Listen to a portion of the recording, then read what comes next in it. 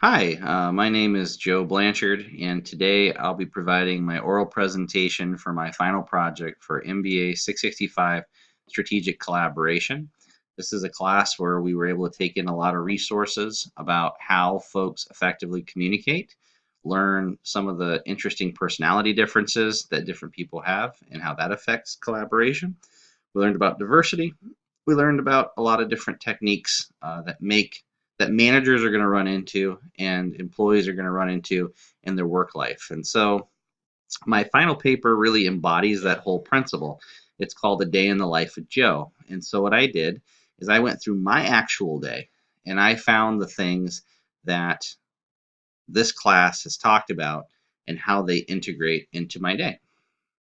So the first thing I want to talk about is the very beginning. Morning sunshine is how I've said this. And the reason I've got a couple different pictures here. I got a runner, got a sunrise, got some breakfast, kind of get the morning mood going. But some of the lessons that I implement even before I go to work is I do what I can control. I be proactive. So being proactive for me is I set my alarm every day for 5:45. I don't have to be at work until 8, but I set my alarm for 5:45.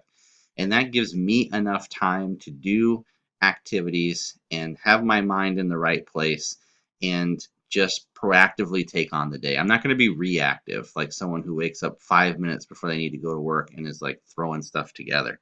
I'm going to make sure I have everything I need before I get out the door. One of the nice things about being proactive is that I can sharpen the saw. And these are all effective techniques that we learned in the Covey reading.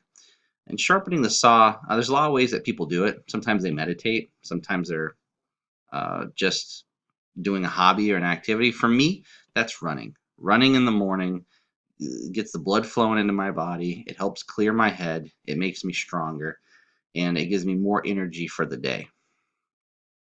So I'm waking up. I'm going on my morning run.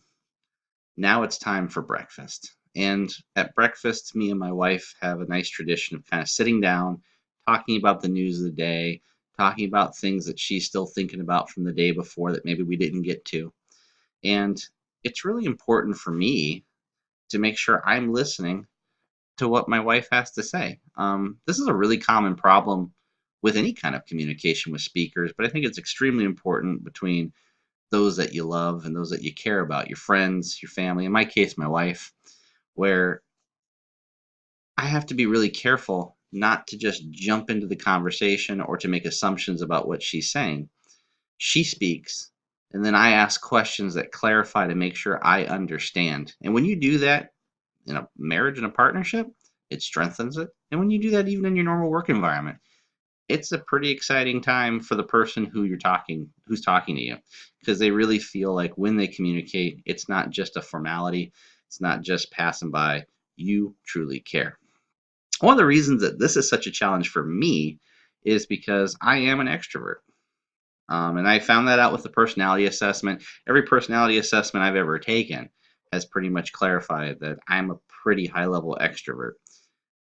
I abhor silence. I don't like it. So for me, really sitting down and listening is hard. And I have to consciously make sure that I'm not just thinking of the next thing to say so that I can be the life of the party, so that I can go steal energy from the people around me.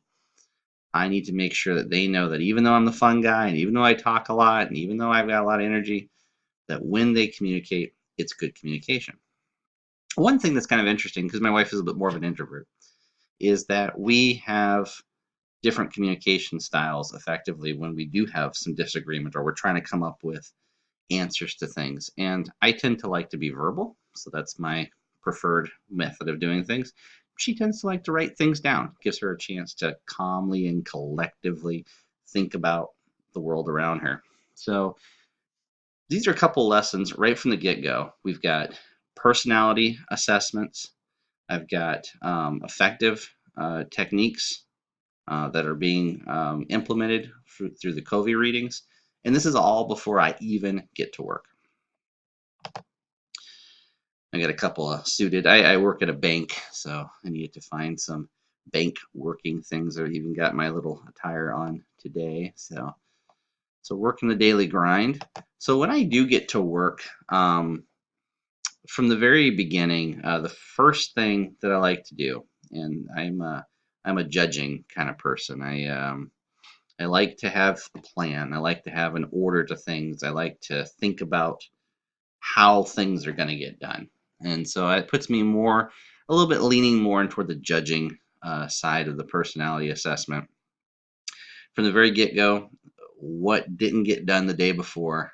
What is the plan to do those things before you even open your email, before you even start the day? And so knowing these things about you is just really helpful, but it's also helpful for anyone that's working with you to know that they can't just shout things at you. It's good for you to think about what the rules are, what the plan is, and how we're going to achieve it.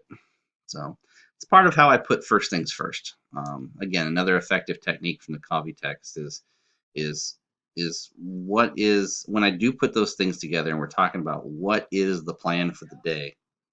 Um, Making sure that the activities that I do, the 80% that is the most important, is pretty much the 20% of those activities. And so I pulled that really effective thing and say, what things can I do that are the most effective in the day?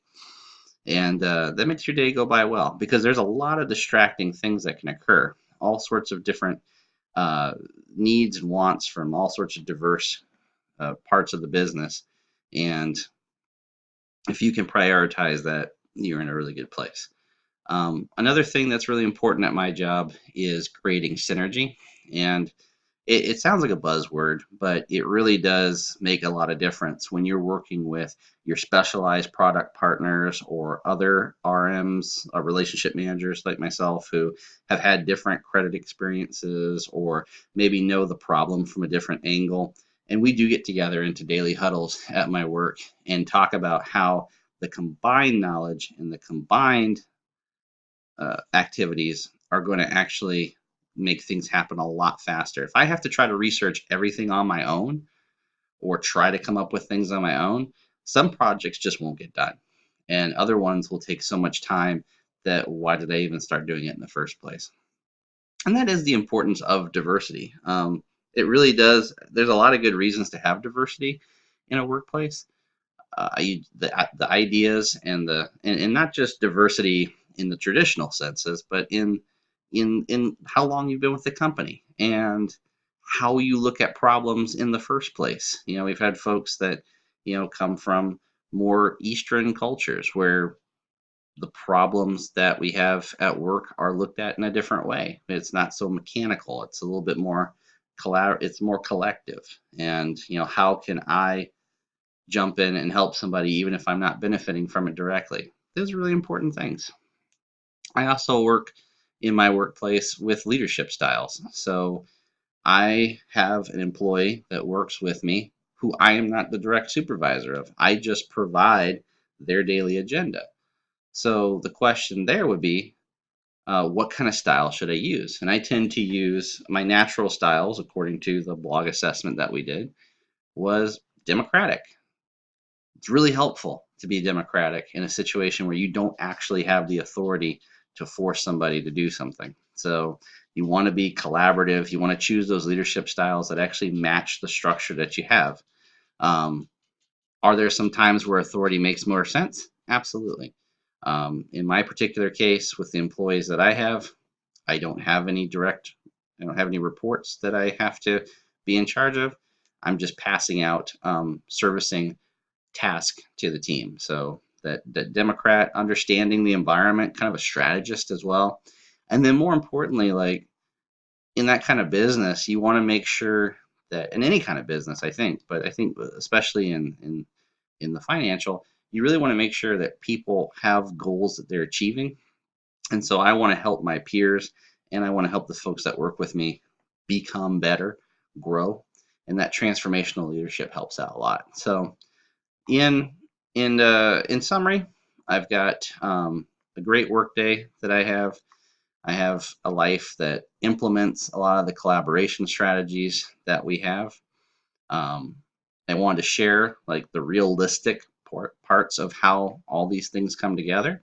And I think that this class has really showed me a good introspective way to understand myself. And I just want to thank you very much for your time.